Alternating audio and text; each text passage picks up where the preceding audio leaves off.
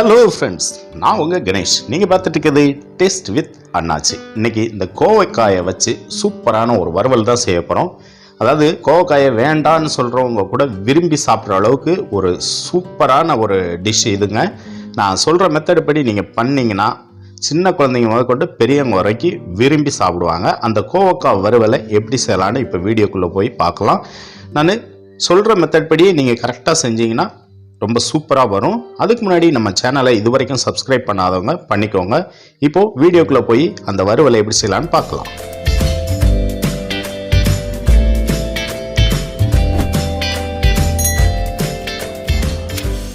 Okay friends, நான் இதுக்கு ஒரு 400 கிராம் இந்த கோவைக்காயை வாங்கி நல்லா கழுவி சுத்தம் பண்ணி வச்சுருக்கேன். இதோட பெனிஃபிட்ஸ்லாம் ரொம்ப நிறைய இருக்குங்க. அதாவது தொந்தி கரையும் வயிற்று புண்ணாத்தும் அந்த மாதிரி நிறைய இருக்குது. அதனால் இதை கிடைக்கும்போது மிஸ் பண்ணாமல் பயன்படுத்திக்கோங்க.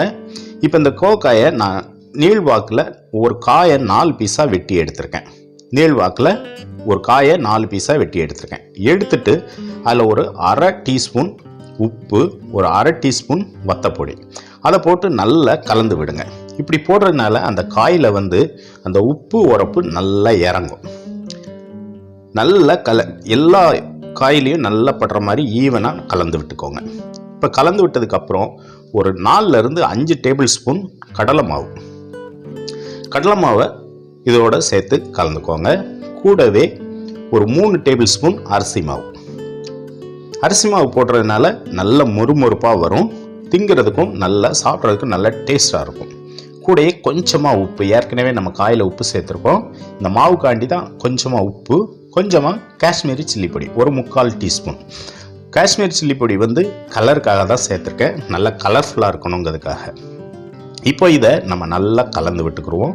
தண்ணி எதுவும் தெளிக்க வேண்டாம், அப்படியே மாவை கலந்தாலே போதும். அந்த காயில் உள்ள தண்ணியே போதும். உங்களுக்கு தேவைன்னு நினச்சிங்கன்னா லைட்டாக தொளிச்சு விட்டு நீங்கள் பசைஞ்சு வச்சுக்கோங்க. ஓகே ஃப்ரெண்ட்ஸ், இப்போது ஒரு சின்ன கடாயில் எண்ணெய் விட்டுக்கலாம். எண்ணெய் நல்லா சூடாகட்டும். ஃப்ளேம் மீடியமில் இருக்கட்டும். எண்ணெய் சூடானதும் நம்ம கலந்து வச்ச அந்த கோவைக்காயை எடுத்து பொரிக்க ஆரம்பிச்சிடலாம்.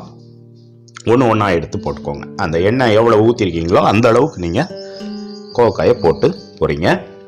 ஃப்ளேம் மீடியமாகவே இருக்கட்டும். ஓரளவுக்கு வெந்ததுக்கப்புறம் நீங்கள் பெரட்டி விட்டுக்கோங்க.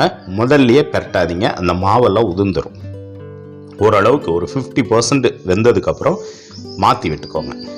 இப்போ 2 பக்கமும் நல்லா மாற்றி விட்டு அது ஒரு 80% வந்ததுக்கப்புறம் ஃபுல் ஃப்ளேமில் வைங்க. ஃபுல் ஃப்ளேமில் வச்சு ஒரு 2-3 தடவை நல்லா பெரட்டி விட்டிங்கன்னா நல்லா மொறுமொறுப்பாக வந்துடும். அவ்வளோதாங்க.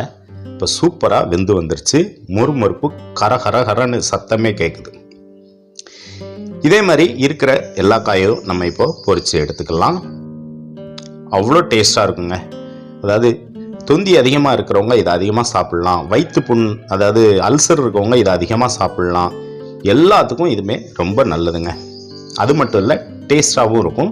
இந்த மாதிரி சாதத்துக்கு, ரசம் சாதம் இல்லை வேறு என்ன நீங்கள் என்ன ஒரு சாப்பாடுனாலும் இந்த சைடிஷாக பயன்படுத்திக்கலாம். அவ்வளோ அருமையாக இருக்கும். ஓகே ஃப்ரெண்ட்ஸ், இந்த டிஷ் உங்களுக்கு பிடிச்சிருந்ததுன்னா கமெண்ட் பண்ணுங்கள். நான் இன்னொரு டிஷ்ஷோட திரும்பவும் உங்களை சந்திக்கேன். ஓகே, பாய்.